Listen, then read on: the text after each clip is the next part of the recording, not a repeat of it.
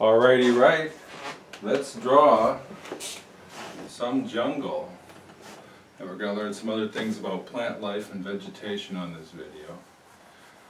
But we'll get to the jungle. Jungle's fun to create off the cuff. You can make it up, but you have to have some building blocks. You can't build a tower out of blocks if you don't have blocks. You can't make up jungle if you don't know one or two patterns for vegetation. So let's start out with the most useful, most simple pattern for vegetation. You'll use this for American trees, you'll use this for jungle, you'll use this for all kind. It's just sort of a little, big, big, little, big, little, big, little, big. And it goes something like this. You just start anywhere and you start mixing up your shapes. Little ones, big ones, little ones, big ones. Go little, big, little, big, little, big, little, big. Okay, so let's get a basic outline of where our leaves are going to be. Let's say this is a tree. Okay, to make it into a tree, all we need to do is add some stuff down here. And this stuff, as you can see, it can be put in kind of at random. Doesn't need to be necessarily all thought out. Awkward looking tree, but just to illustrate the point. And of course this part wouldn't all be up on top like that. There would be, once you get that much, then you can add some more. You have branches going off the back side. And basic thing to do with branches is to make them into Ys. Always be Ying them out. That's what branches do, they make little Ys. So when you're stuck for something to do with a branch, make a little Y. Okay, so you would have some more leaves over here. You would have some more perhaps back there. And maybe some more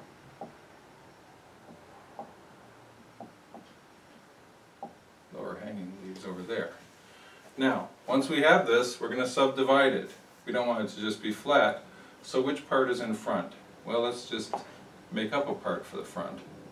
Let's say that this part right here is the most front, and this part is behind that.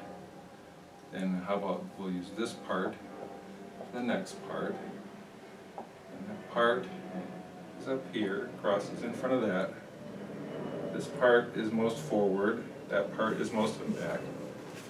So now that we've subdivided this, we can start to make it three-dimensional. Again, we're using the same pattern to fill it in. Just doing little, big, little, big. I'm not planning this out at all. We're gonna, as we do it, we're going to start finding dark spots. You know, there's dark spots in these leaves.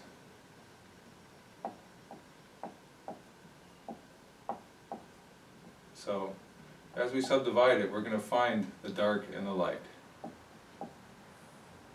It'll come to you very naturally after you've played around with this for a while. Okay, so if this is in front of that, then that might be a dark spot here. And we're doing the dark spots, we're doing little big again. Doing little big, and then this part over here is a complete dark spot. You can see once you start identifying where some darkness is, that's when it starts to take a more three-dimensional shape and look more like leaves on a tree, because leaves on a tree are not all equal. Some are bright, some are dark. So this needs to be divided more. So and then you come in, you want your details on your most foreground leaves. You can actually draw in some leaves on this if you're close enough. If it's not a close-up, forget about it, just stick with a pattern. So this is a basic idea of patterning, little, big, that can lead to trees for you. Now that exact same idea of patterning can turn into a bush very easily. This doesn't have to be a tree. Again, I'm just mixing up my shapes, little, big. That can be a bush. And if we just break it like once, we can make it look like a, maybe break like on this side too. We can make it look like a three-dimensional bush. Not everything is rounded. This is a rounded pattern, but not everything is rounded. You might have an evergreen bush that comes out more in spikes. Maybe it's shaped like this. And you want to define which of these is up front. And I don't know if it has spikes on it or what we're going for here, but we want to define the shape and then find the black spots and find the white spots, the light spots. So I say this as prelude. What we're going to do is just start doing some jungle and work it out as we go, okay?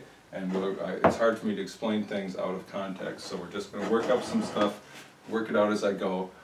I'm not. Another pattern you can use in the background, by the way, is the spiky. If you have a normal Canadian tree line, the normal Canadian tree line might be all rounded like that. If you have a jungle tree line, it's probably going to have spiky stuff in it that's sticking up like this, and things that are a little bit spiky on top, and maybe another spiky thing in the distance that sticks up. You see, jungle has a lot more sharp points on it than your typical Minnesota or Canadian forest. So let's start working out the jungle and we'll figure it out as we go. Okay, I'm going to put a tree and some plants in the foreground and then we'll go off into the distance like we're looking over a valley, okay? So let's just start with some lines here for the tree branches. The tree is not going to be straight. They seldom are.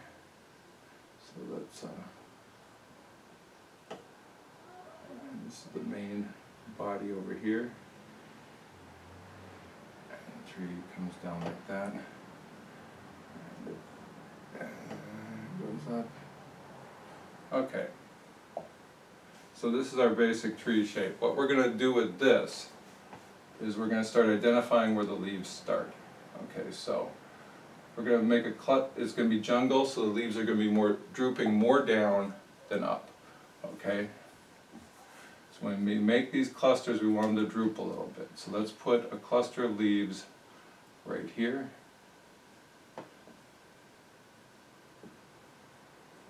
And another one right back there.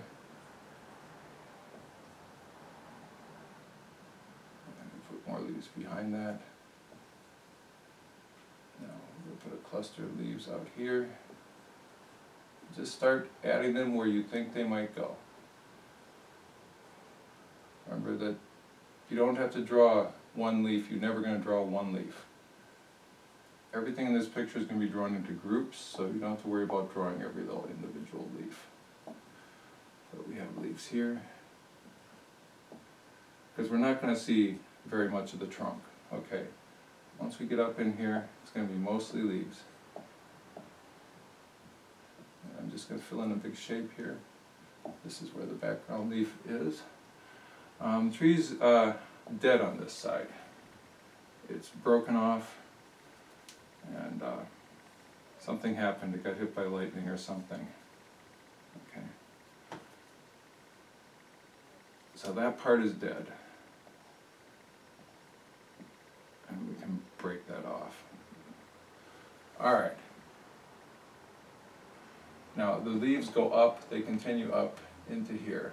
Okay, this is the outer edge of them. Now, what are we going to do with this tree? It looks awful blank. So let's start filling in some shapes. And you remember, if you saw the Fin Fang Foom, I said it right, I didn't say Fing.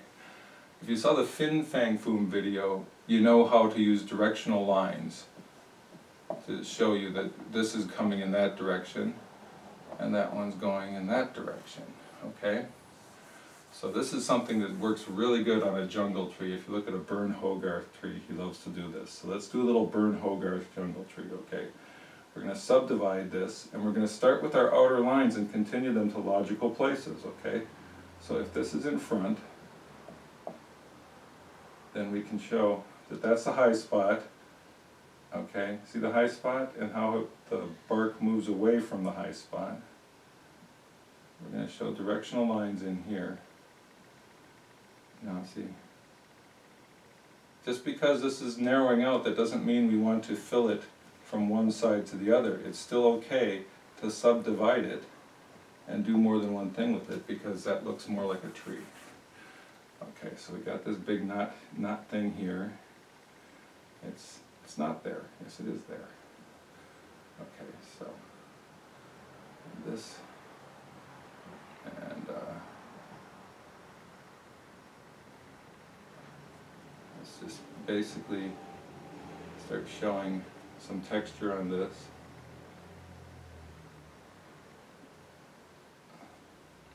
See how because it's the jungle tree, it's kind of knotty. The bark kind of has a pattern that moves in and out, that circles around itself. Okay, now this part is be black. Now, again, let's start with the high point here. We know that that goes here. You know, it's coming down to some place. There's a bigger part of the tree here. What I want you to take from this is that none of this stuff that I'm doing is planned out at all.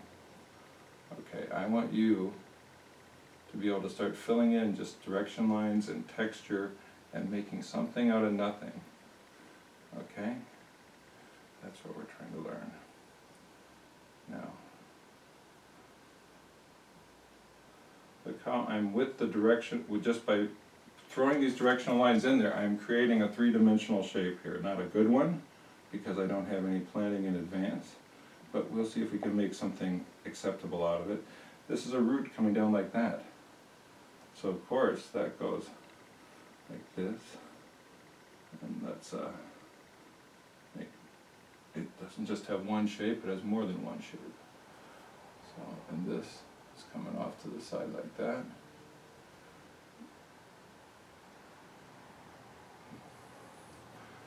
And be a little bare rooted there. No, we don't want to bare root our trees.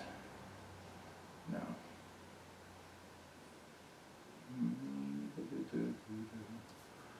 Okay. So as we're filling this in, it's turning into something, hopefully something good. And as we go, we can find black areas on it. You know, this whole part under here might be more of a black area than where it overlaps like that. Always be thinking, you know, where are the blacks going to go as you're doing it. It's not good to just save them to the end and then go, where should I put those blacks? Okay. So I don't want to waste a lot of time on this texture, but I think you get the idea of what I'm trying to do here with it. I'm trying to subdivide and put directional lines on so we feel like there's something solid there. Okay, now you don't have to always fill the whole thing up. I'm going to show you on this side. We're going to not fill this whole thing up. We're going to just fill it up a little bit on this dead side. And that might help us create the idea that it's dead if we do that right. Things don't break off nice and even. They sometimes break off messy. So this is broken off, but it's not broken off even. And, all right.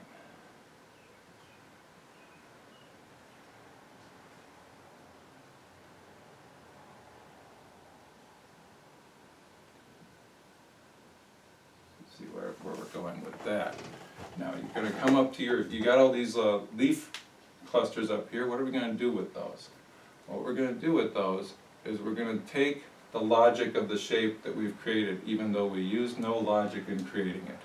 Here's a shape, just threw it in there, okay? And we're going to keep that shape. Use the major parts of that shape to create the major parts of your leaf, okay? You already picked the shape, so don't change it unless you have a reason. Believe me, it'll work out fine.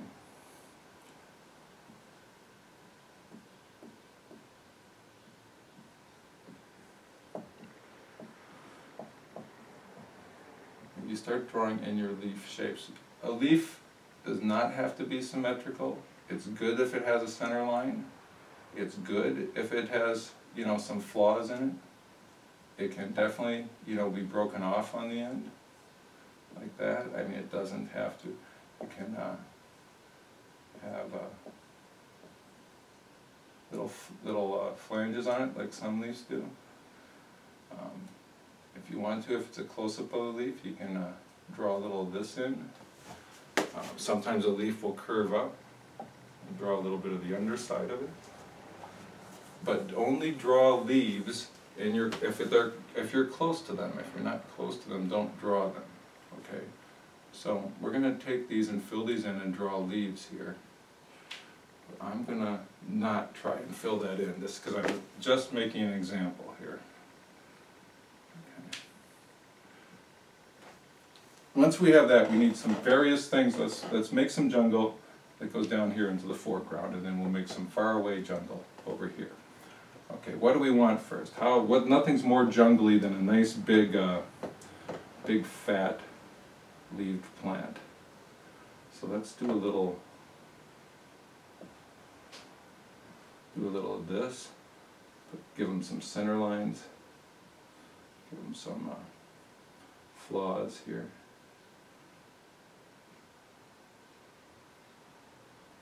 See how it's coming at you? Okay.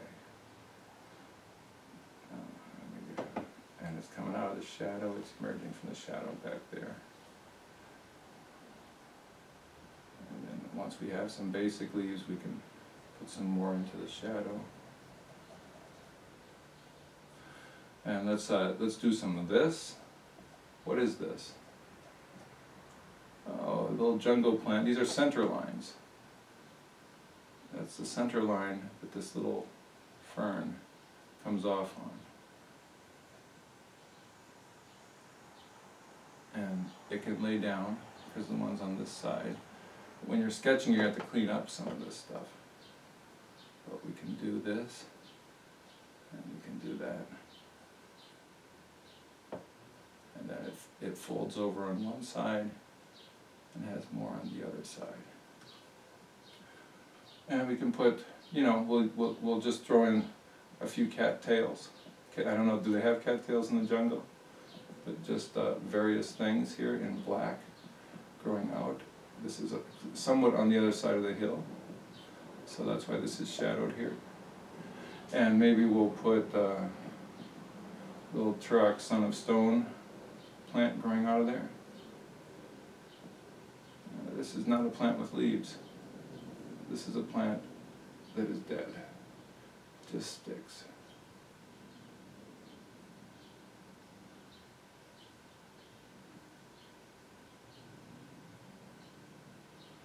But don't be afraid to make it weird, because plant life in real life is weird. Okay, so that's overworked like hell. It's totally overworked, but we could put a little of that in, and then maybe a little bright spot back here in our blackness, in our depression or whatever. I'm picking up more than I'm putting down here. Okay. What else? Let's put some flowers. I'll maybe put a few more of these back here. Let's put some flowers in here. Let's see if we have a snapdragon type flower. It might come down something like this. And this one might. Some unusual flowers. And then just attach them to something. Put some buds in there that haven't opened yet. Another bud right there. Bud. Put flowers in, put little leaves on them. They're growing over here. They got to be coming from someplace. You can always just have them sprouting out of the ground. Little leaves down here. And this flower is a bit big, but it's the jungle. So let's just start making shapes, and we'll figure out the details later. First you got to get the shapes. Let's put a rock right back there. Big old jungle rock. Now how we're going to do this rock, we're just, again, it's a matter of subdividing. Let's just make it look rock-like, okay? You experiment on your own which forms, which shapes look rock-like. And rocks have high contrast. Look at the way Jack Kirby draws his rocks. They're all about the contrast.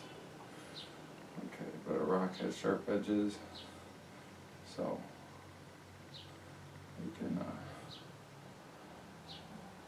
put a jungle rock in there. Maybe there's another one here. And some more stuff that comes out of the emerges out of the shadow between those plants. And some more, we'll put more grass in to cover that, where that's coming from there. Running out of when you're doing things off the cuff, sometimes you need to refresh your memory. Here's my Robot Jungle Girl comic from some years ago, just looking at some of the different types of jungle I'm putting in here to see which ones I'm forgetting. Yeah, another thing we could do back here is have some spiky stuff. So if you just come up like this, oops, we change direction a little. They're not all coming the same direction. Just a little jungle spikes growing up back here. We put some shadow back in them.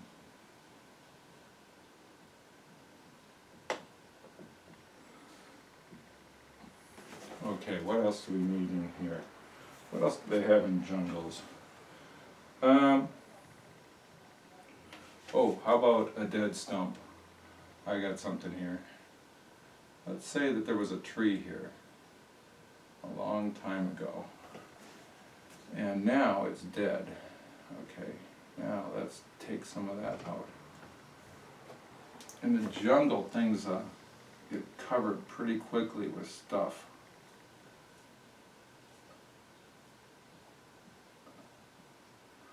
So this could very easily, once something dies like that, it could very easily get grown under by, you know, vines or fungus or anything really. So what we want to do when we're making this kind of loopy stuff hanging off something, it's got to look random, it's got to look natural. Some pieces of it are hanging down funny. But then when we want to continue it up here, we want to show that this viney, parasitic, jungle mossy vine is really damaging this tree, you know, this stump, as if it wasn't already dead. Okay, so that's why we want to show that it's just sort of taken over by leaving the texturing. We're going to leave the texturing off that tree where this part has taken over, but then the other part, we're going to show that it's the same kind of tree by texturing it. And this part goes like that. See?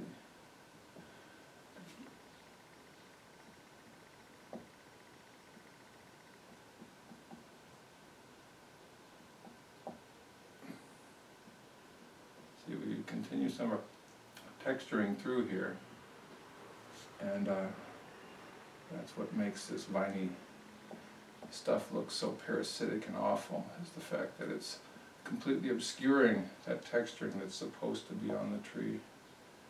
Now I didn't bother to actually connect any of these, but you get the idea on that. And this is another broken off piece there. Those trees don't always break off the right way. Okay, and then down here, let's see, our hill is continuing. There's some more Turok Son of Stone stuff here coming up. Anyways, whatever we want to finish out our hill with.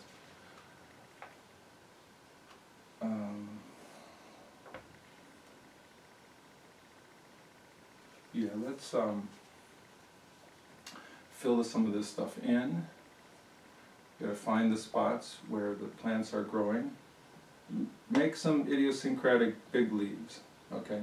Here's a big leaf. Very idiosyncratic. The more odd it is, the more it looks like a jungle plant. I challenge you to go through your references of actual jungle plants and find me one that doesn't look somewhat deformed or odd. They're very hard to find.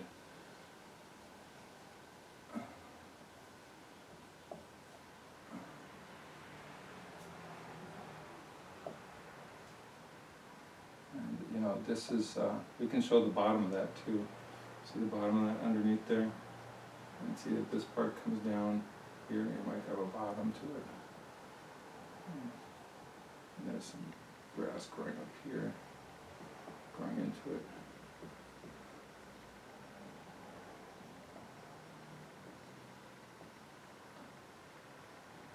And you know, you can just put whatever you want, like this little flower. There's a couple little flowers in here. Where are they coming from? Well, they're just growing right out of the ground. They got some leaves down there underneath them.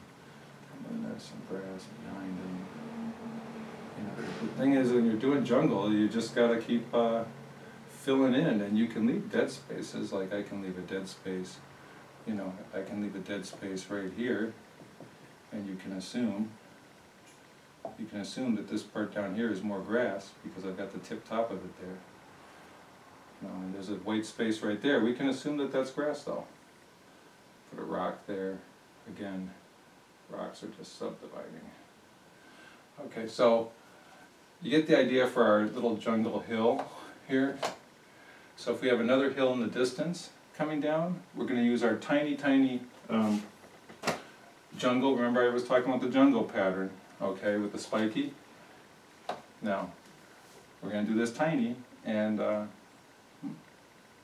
going to do it not too tiny. I want you to see it. Let's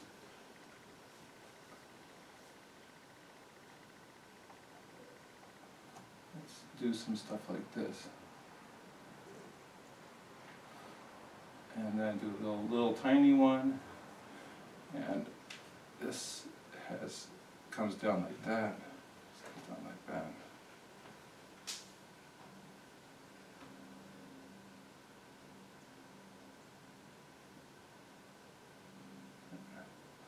And between these trees, you can fill in with our pattern.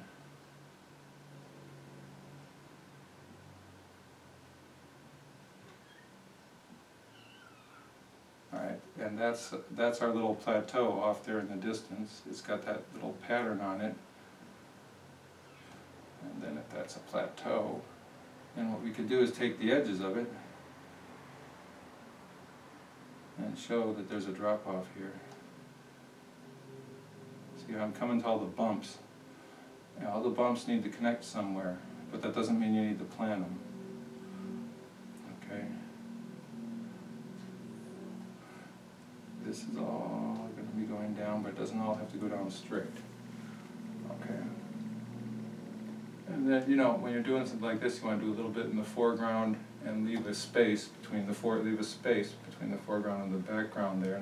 Not quite like that, but you know, get the idea. This should mostly be blank inside because it's in the distance. Okay.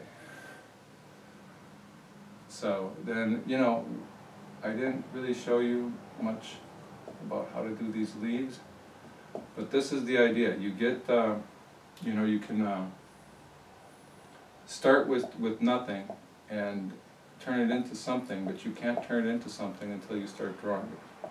Okay, so we don't know which one of these are going to be bright and dark yet. We're still figuring that out when we draw the leaves. And I would put leaves on this one.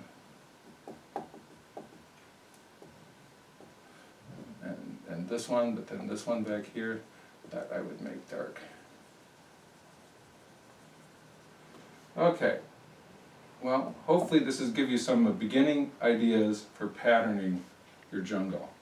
And by the way, if you have a foot, if I got a man's leg coming in here, and he's standing ankle deep in jungle, perfectly all right to do this to his leg, and then you add a little bit of black behind it to show that his foot is in there.